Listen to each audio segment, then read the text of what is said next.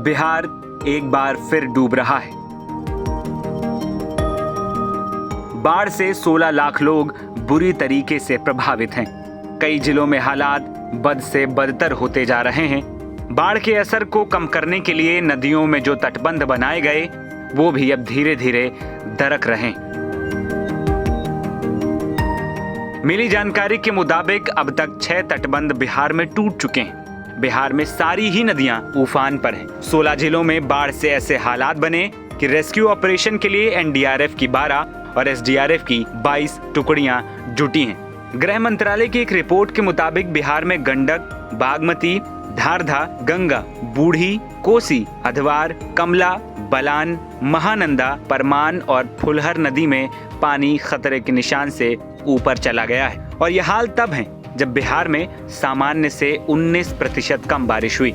हालांकि कुछ दिनों से कई जिलों में भारी बारिश लगातार जारी है।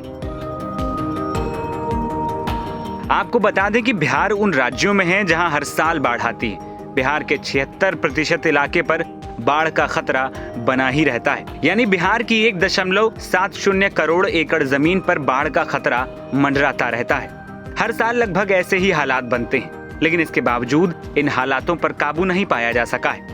इसके बाद मन में कई सवाल कौंध उठते हैं कि आखिर कौन सी वजह है जो हर बार बारिश के मौसम में बिहार को डुबा जाती है। दरअसल इसकी एक वजह है बिहार का भूगोलीय क्षेत्र, क्योंकि बिहार गंगा नदी के बेसिन पर बसा है। यहाँ कई ऐसी नदियां हैं जो तेज बारिश होने पर खतरे के निशान से ऊपर चली जाती हैं और धीरे धीरे ग्रामीण इलाकों में पानी घुस जाता है। इसको रोकने के लिए प्रशासन एक दीवार बनाता है जिसे तटबंध कहा जाता है, लेकिन थोड़ा सा पानी बढ़ते ही ये टूट भी जाते हैं, जिसके बाद तबाही का मंजर और ज्यादा भयावह हो जाता है। अधिकारी भी ये मानते हैं कि तटबंध टूटने के बाद बाढ़ से हालात और बुरे हो जाते हैं। 2019 में आई जल संसाधन रिपोर्ट बताती है कि 1987 से 2018 के बीच बिहार में तटबंध टूटने की 400 ज्यादा घटनाएं सामने आईं। हर साल तटबंधों को बनाने और उनकी मरम्मत करने के लिए 1.5 अरब रुपए से ज्यादा खर्च होते हैं। 2012 में आईआईटी कानपुर के 2 प्रोफेसर राजीव सिन्हा और बीसी रॉय ने एक स्टडी की थी। इसमें उन्होंने बताया कि तटबंधों के कारण नदियों के बहने का स्तर बुरी तरह प्रभावित हुआ, जिस कारण बाढ़ का खतरा और बढ़ जाता है। बिहार में हर साल ही बाढ़ आती, खासकर उत्तरी बिहार में जहां 19 जिले पड़ते हैं। उत्तरी बिहार की सीमा नेपाल से भी लगती है। गंगा नदी उत्तराखंड से हिमालय से निकलती है और उत्तर प्रदेश से बहती हुई बक्सर जिले से बिहार में आती है। कमला और बागमती नेपाल से निकलती है। गंडक नदी तिब्बत से, जबकि कोसी हिमालय से आती है। बिहार में 36,000 वर्ग किलोमीटर से भी ज्यादा इलाके में नदियां फैली हैं। मानसून में जब ज्यादा बारिश होती है तो ये नदियां भर जाती हैं। अगर बिहार में कम बारिश भी होती है तो नेपाल में भारी बारिश के कारण नदियां बिहार में तबाही लाती हैं। लगातार बन रहे इन तटबंधों का हाल ये है कि इनसे नदी का पानी एक जगह पर रुक जाता है तो दूसरे इलाकों में घुस जाता है और तबाही नए इलाकों में होने लगती है।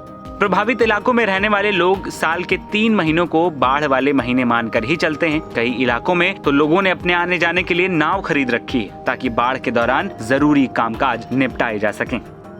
इसके अलावा किसानों के लिए भी ये बाढ़ किसी पहाड़ से कम नहीं है।